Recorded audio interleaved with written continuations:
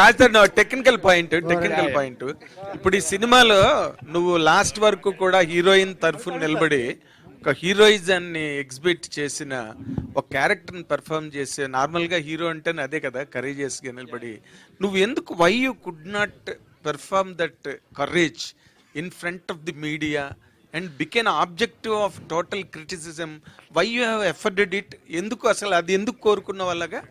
ఏమండి, కరేజ్ అని కాదు, I want to face all you people. Because నాకు మీరు ఇవాళ నిన్నో కాదు కదా, 10 ఏళ్ల నుంచి పరిచయం నాకు. I want to face all you people. అందుకే వాళ్ళు వచ్చేసాను. ఈ నిన్నటి దాకా కూడా నేను అదే బాధపడుతుండే నాకు నేనే చెప్పుకున్నా, ఎన్ని రోజులు బాధపడతాం, ఎన్ని రోజులు భయపడతాం వీళ్ళకి అని చెప్పి. Okay, let us come to the film. ఇప్పుడు నార్మల్ గా నువ్వు 2013లో హీరో అయిన తర్వాత చేసిన సినిమాల కన్నా కూడా ఎక్కువ స్క్రిప్ట్లు వినుంటావు, వాటిలోంచి ఫిల్టర్ చేసుకుని సినిమాలు చేసావు నువ్వే చేసినప్పటికీ కూడా. And you have given lot of respect to the script నాకు తెలిసినంత వరకు నీ గురించి. ఈ సినిమాని నువ్వు ఇమీడియట్ గా వెంటనే ఒప్పుకోవడానికి what is the reason? What has really excited? 3 కారణాలండి. ఒకటి, నాకు కథ విపరీతంగా నచ్చిందండి. In what way? అంటే ఎంటర్టైన్మెంట్ చాలా ఉంది, మంచి మెసేజ్ ఉంది, మంచి ఎమోషన్ ఉంది సినిమాలోని, చాలా బలమైన కథ చాలా నచ్చింది. First reason. సెకండ్ రీజన్ ఏంటంటే, ఎంత మంచి కథ రవికుమార్ చౌదరి గారు డైరెక్ట్ చేస్తున్నారు అంటే ఆయన ఖచ్చితంగా అద్భుతంగా హ్యాండిల్ చేస్తారు అని తెలుసు. ఆయన ముందు చేసిన సినిమాలు కూడా చూసాం మనం, ఆయన ఖచ్చితంగా చాలా బాగా హ్యాండిల్ చేస్తారని తెలుసు. రెండో కారణం, మూడో కారణం శివకుమార్ గారు. ఈయన చాలా మంచి ప్రొడ్యూసరు. ఈయన గురించి ఇండస్ట్రీలో చాలా మంది దగ్గర చాలా విన్నాను, ఈయన చాలా మంచి ప్రొడ్యూసర్ అని చాలా మంది చెప్పారు నాకు. సో ఈ 3 కలిసినప్పుడు ఇంక నాకు ఇంకేమై ఉంటుంది. సో ఇమీడియట్గా వెంటనే ప్లీజ్ ఈ సినిమాకి ట్రయాంగిల్ ఇప్పుడు మీకు ఏదైతే వినిపిస్తుందో కాంట్రవర్సీ, ఆ కాంట్రవర్సీ మీద ఉన్న ఇంట్రెస్ట్ తిరగబడరా స్వామి మీద ఉంటుందా ఆడియన్స్కి? ఏమో అండి, కనీసం ఇప్పుడే ఎంతమంది వచ్చారు, సంతోషం. నాకు తెలిసి RRR ప్రెస్ మీట్ కూడా ఇన్ని కెమెరాలు రాలేదు. అదే శివకుమార్ గారు, మల్కాపురం శివకుమార్ గారు, ఒక్క నిమిషం. ఆల్రెడీ ఇప్పుడు మీరు సెకండ్ డేట్ వేశారు, బట్ దీనికి వన్ వీక్ బ్యాక్ ఆల్రెడీ ఒక సినిమా రిలీజ్ అయింది హీరో గారిది. సో మరి అది బిజినెస్ ఏమైనా ఎఫెక్ట్ చేస్తుంది అనుకున్నారా, లేకపోతే అంటే అది మీ పరస్పరం మాట్లాడుకుని ఓకే అన్నారా, లేదంటే ఎవరి దారి వాళ్ళది అన్నట్టు చూసుకున్నారా? లేదంటే ఆ సినిమాకి ఈ సినిమాకి ఎలాంటి పరిస్థితి, ఎలాంటి ఇది లేదు. అంటే ఆ సినిమానే ఈ సినిమా. ఎందుకంటే ఈ సినిమా టోటల్గా మేము ఎప్పుడో June 7th వేద్దాం అనుకున్నాం. అప్పుడు పురుషోత్తంకి సంబంధించినటువంటి ప్రొడ్యూసర్ గారు ఏంటంటే, మేము June 7th వస్తామంటే నేను జూలైలో వస్తానని చెప్పడం జరిగింది.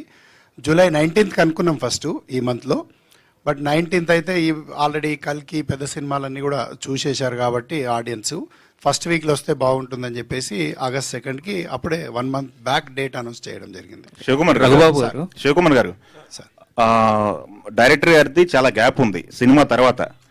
ఖాళీగా ఉన్న డైరెక్టర్ గారిని తీసుకొచ్చి మీ సినిమా తీయడానికి కారణం ఏంటి? అంతగా మిమ్మల్ని ఏం ఇంప్రెస్ చేశారు ఆయన? అంటే ఒక్కటండి, నేను చెప్తాను.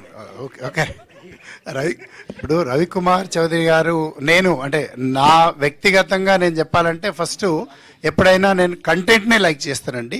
కంటెంట్ను యాక్సెప్ట్ చేసిన తర్వాతనే నేను ఆ కంటెంట్కి ఎవరైతే బాగుంటుంది, డైరెక్టర్స్ ఎవరైతే బాగుంటుందో ఆర్టిస్టులనే సెలెక్ట్ చేయడం జరుగుతుంది.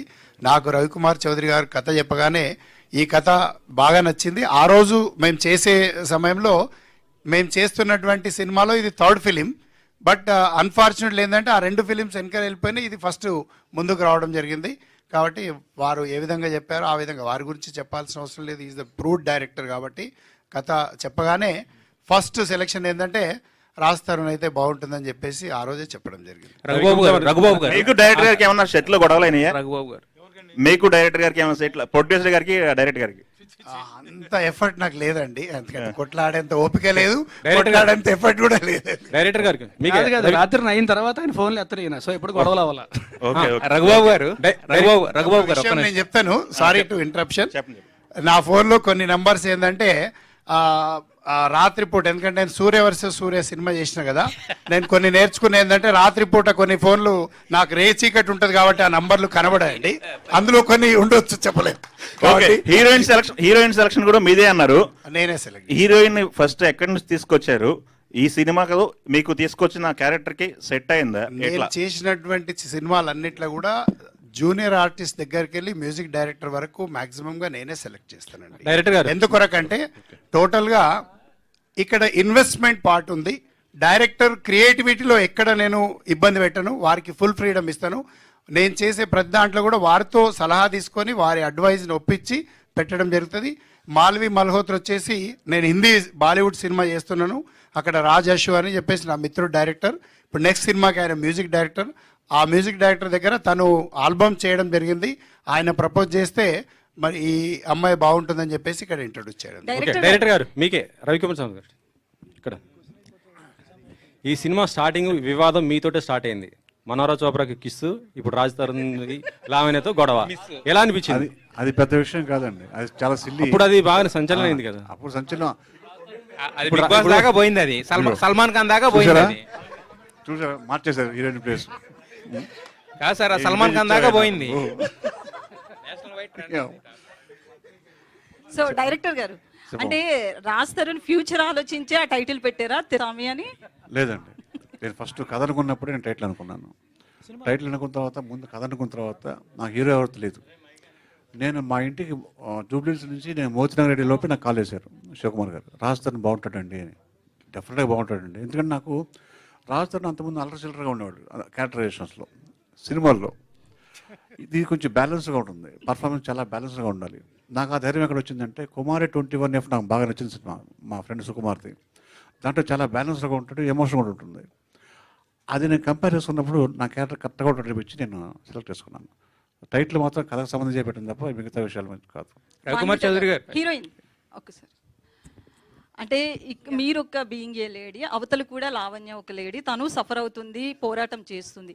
మీకు ఎట్లా అనిపిస్తుంది తన పోరాటం గురించి? పర్సనల్గా ఎట్లా ఫీల్ అవుతుంది?